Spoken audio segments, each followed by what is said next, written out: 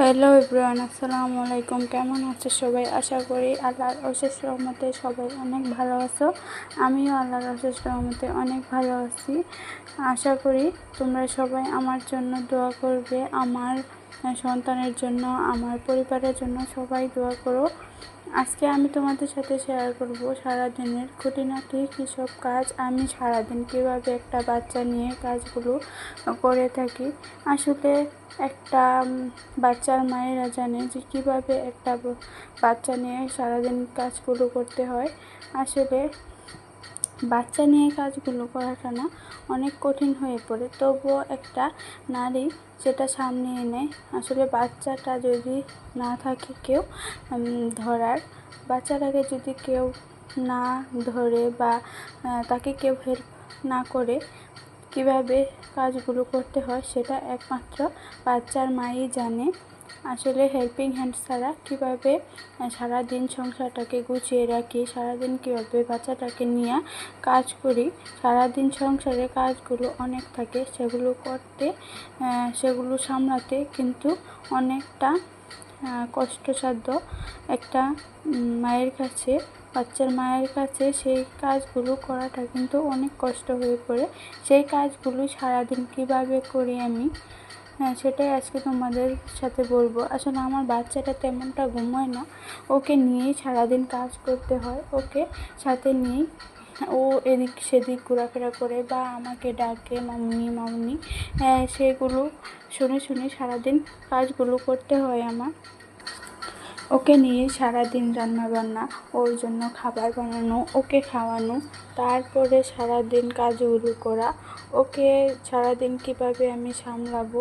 আসলে ওর সকাল থেকেই রুটিন শুরু হয়। সকালে ঘুম থেকে তুলে ওকে পরিষ্কার করা, তারপর ওকে নাস্তা বানিয়ে দেওয়া, ওকে সামলিয়ে সুন্দর করে আবার নিজের রান্নাবান্না, নিজেকে সামলানো, নিজের জন্য একটু সময় বের করা, এটা কিন্তু একটা মাই জানে কীভাবে সে এই কাজগুলো করে। আসলে তোমরা যারা মা আছো তারা কিন্তু অবশ্যই বুঝবে। তোমরা বাচ্চার মারা কিন্তু এই ফেসটা সবসময় করে থাকে। আসলে এটা কোনো, আমরা বলবো না যে এটা প্রবলেম, আসলে এটা একটা নারীর জীবনের সার্থকতা যে আমার বাচ্চা আমাকে সারাদিন কীভাবে আমার পেছন পেছন ঘুরে বা ওকে নিয়ে আমি কীভাবে কাজ করি।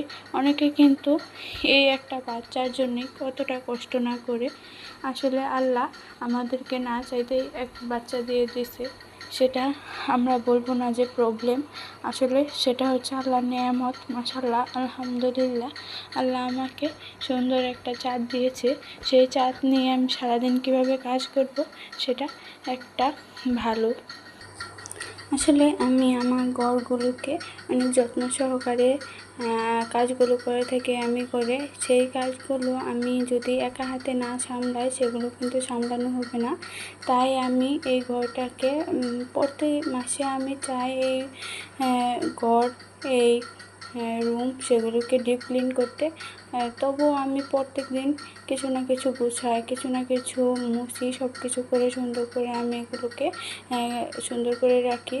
তারপরেও আমি প্রতি সপ্তাহে ঘরটাকে সুন্দর করে মুছে দিই, জিনিসপত্রপাতিগুলো অনেক সুন্দর করে মুছে তারপরে এগুলোকে সুন্দর করে নিই। তবুও আমি প্রত্যেক মাসে মাসে এগুলোকে ডিপ ক্লিন করে রাখি, যাতে আমার সুন্দর ঘরটা অগোছালো না হয়। আসলে বাচ্চার মা, তাই আমি অনেক কষ্ট করে সেগুলো করি।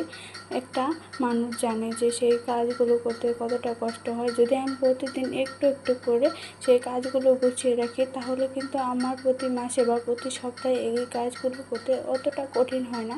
যদি আমি এই কাজগুলো না করে রাখতাম প্রতিদিন, তাহলে কিন্তু এই কাজগুলো করতে আমার অনেক কষ্ট হয়ে যেত বা আমি এই কাজগুলো করতে পারতাম না। তাই আমি প্রতিদিন কিছু না কিছু একটা করে এগিয়ে রাখি, যাতে আমি প্রতি সপ্তাহ বা প্রতি মাসে সেই কাজগুলো করতে আমার সহজ হয়। বাচ্চা নিয়ে যেহেতু আমি কাজগুলো করব, তাই মোটামুটি আমি এরকম চেষ্টা করে থাকি। তোমরাও এইভাবে কাজগুলো করবে। আসলে রান্না বান্নাটা আমি আমার বাচ্চাকে নিয়ে যেভাবে করি, আমি প্রথমে ওকে ঘুম পাড়িয়ে সেই কাজগুলো আগিয়ে রাখি। কাটা ধোয়া, আসলে তরকারি রান্না করা, বা কোনো কিছু শাক ভাজি এইগুলো রান্না করতে কিন্তু কাটা ধোয়া এগুলো কিন্তু মেন দরকার হয়। সেগুলো আমি আগে থেকে করে রাখি যাতে আমার বাচ্চাটা ঘুমোলে আমি সেগুলো রান্না করে নিতে পারি, বা আমার বাচ্চাটা আমি একটু খেলতে দিয়ে বা একটু খেতে দিয়ে আমি সেই কাজগুলো করতে পারি। আর সংসারের কাজ বা বাড়ির কাজগুলো আমি ওকে সাথে সাথে নিয়ে এই কাজগুলো করি। আসলে যেহেতু আমি গ্রামে থাকি তাই এই কাজগুলো আমাকে নিত্যদিন করতেই হয়। আশা করি আমার গল্পটা আজকে তোমাদের ভালো লাগবে। তোমরা আমার এই ভিডিওটি যারা পুরো দেখেছো তাদের সবাইকে অসংখ্য ধন্যবাদ। সবাই আমাকে সাবস্ক্রাইব করে পাশে থাকবে, লাইক করবে, কমেন্ট করবে, শেয়ার করবে। অবশ্যই আমাকে কমেন্ট করলে আমার কমেন্টে রিপ্লাই পাবে।